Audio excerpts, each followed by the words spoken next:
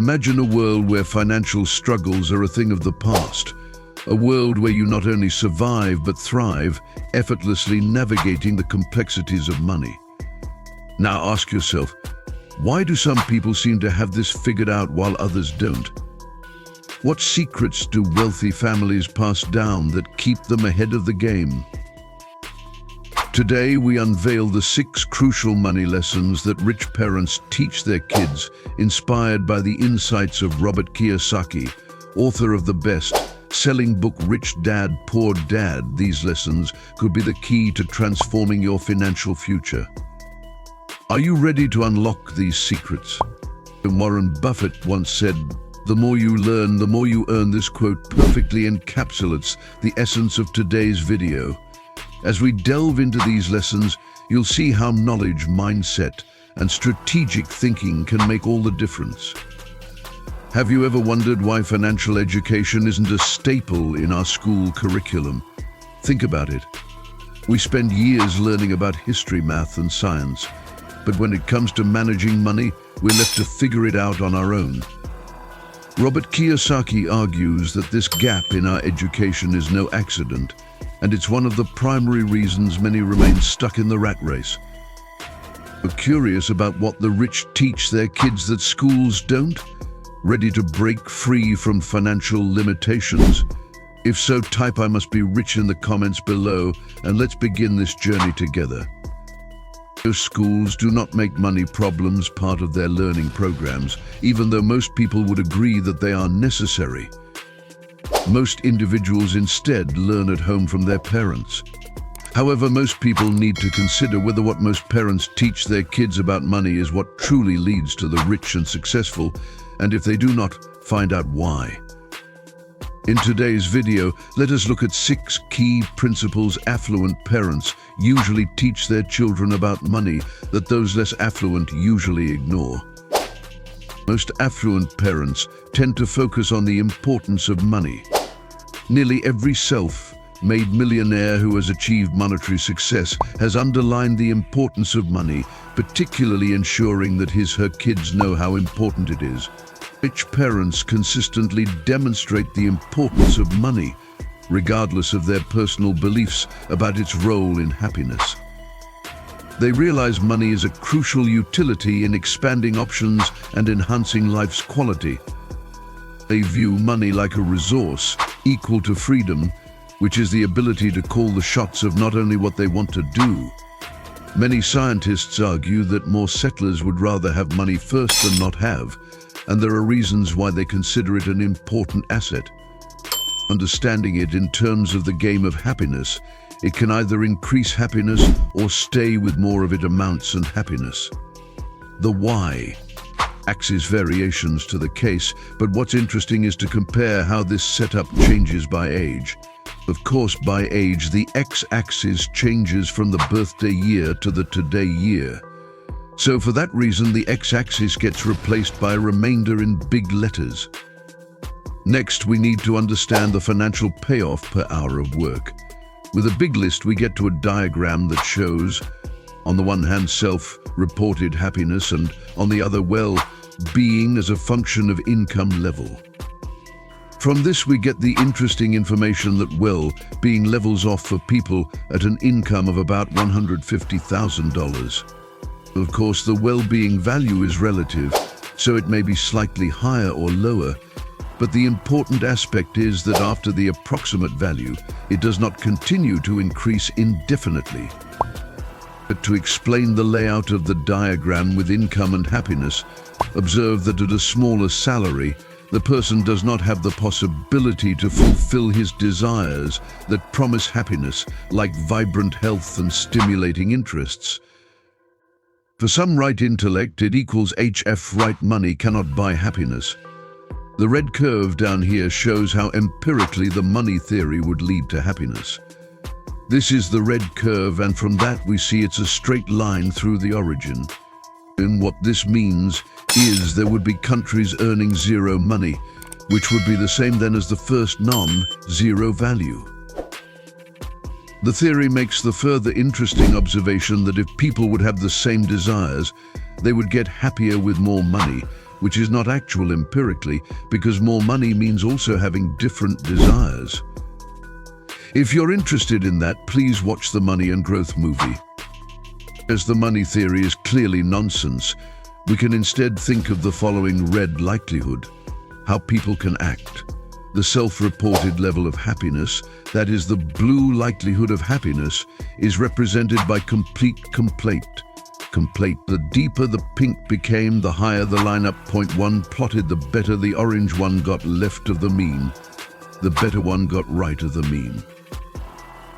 Now, empirically, it is the case that rich people report being happier. Complaint wing, more money leads to more happiness. We will see that in Berlin. Well, there can be two interpretations. One is that rich people reach a higher level of well-being, and the other is that rich people just whine. Since you have been watching until now, it's obvious you are getting value from this video. Kindly like, share, and subscribe to this channel. Also, turn your bell notification on for more insightful videos like this one. I want to see how many of you are really interested in changing their financial situations and struggles. Let's continue. On another level, complaints can be interpreted as indicating how champagne is crying that night, or poverty relatives to champagne is struggling, and poverty discussions lead to a lack of ideas. This priceless hands-on experience can give children an idea of how to handle their finances at a very early age, when they start to manage their finances on their own. This is a vast difference from the attitude of many poor parents. A large number of them seldom talk about money, and particularly their income. Most often they budget on their own, if they even budget at all, with so much resentment for the process. And when parents argue or feel negative while planning money, it can make kids feel the same way. That might affect how they manage money when they grow up. Because of this, many people even express thanks for these expenses, although they are quite unconventional in this way. Many rich parents introduce their kids to the various ways people make money. For example, would you believe that one of Barack Obama's daughters was employed in an ordinary job in customer service? Similarly, many of the rich people are employed in normal jobs, like everybody else. There are several reasons rich parents encourage this. These are to make them see that it is not exclusive to stay on the employee's quadrant alone, but to see how each of those ways functions. One can make money through exchanging time for money, either through employment or by freelancing. Similarly, rich people can make money through systems that one create, or one allows money to work for them through systemization, such as creating a business and hiring people. This way, they begin to leverage other people's efforts, and in a similar manner, or simply using automated online systems, or by investing in income, generating assets, and thus money begins to work for you. This is beautifully explained in Robert Kiyosaki's cash flow quadrant, and so rich families learn such principles and in return instill this into their children's minds. It empowers their flexibility to venture into a number of different avenues of wealth creation. Since you have been watching until now, it's obvious you are getting value from this video. Kindly like, share, and subscribe to this channel. Also, turn your bell notification on for more insightful videos like this one. I want to see how many of you are really interested in changing their financial situations and struggles. Let's continue. On the other hand, many poor parents only know how to make money by exchanging time for money. Match that up. And sadly, those are the kinds that they teach the children. Because of that, consequently, the children grow older without the knowledge of other more sources of income, therefore unable to achieve financial prosperity. In 5, you aren't owed anything. It's a crucial perspective. Rich self-made millionaires and those accumulating success through their know-how know how damn hard it is to get rich. They understand that you have to drudge and try things and stay determined to get where they are. They don't expect to get anything without working for it. This is particularly a good attitude to instill in affluent individuals because it is no secret that the kids of wealthy parents usually grow up in a very privileged space and might start feeling entitled to inherit their parents' wealth. These well-known wealthy individuals are a whole different story in this case. They are Bill Gates and Warren Buffett. Both billionaires have publicly declared their decisions to leave a pittance for their children as inheritance. In an interview done in 2011, Bill Gates quoted that they have to find their own way. These parents seek to instill a sense of independence and industriousness, with the ultimate goal being that the children make their way. 6. There will always be more money. A vital mindset of the rich is the belief that an opportunity of making money is always there. Many believe that there's only so much money out there. Since the affluent know that there are limitless chances, it simply means that one is not scared to lose it.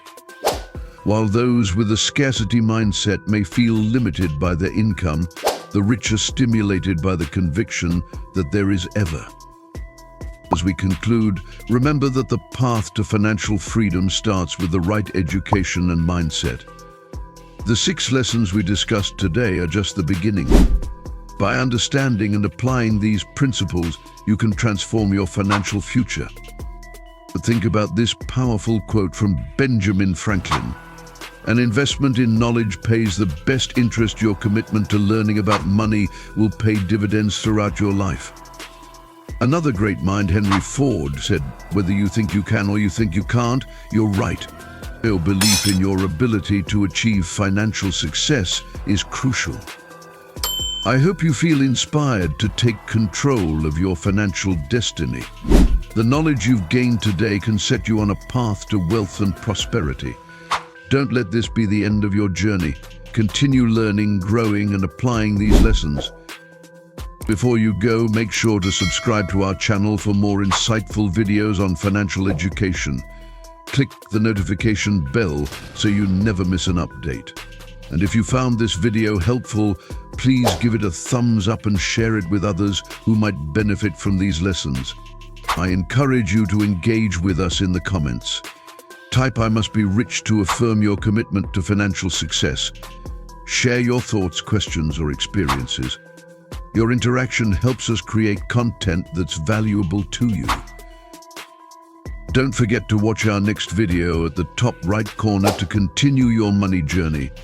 There we'll dive deeper into advanced financial strategies and help you navigate the complexities of wealth building. Stay informed and aware of the implications of every financial decision you make. Knowledge is power, and with it you can achieve great things. Thank you for watching, and here's to your financial freedom.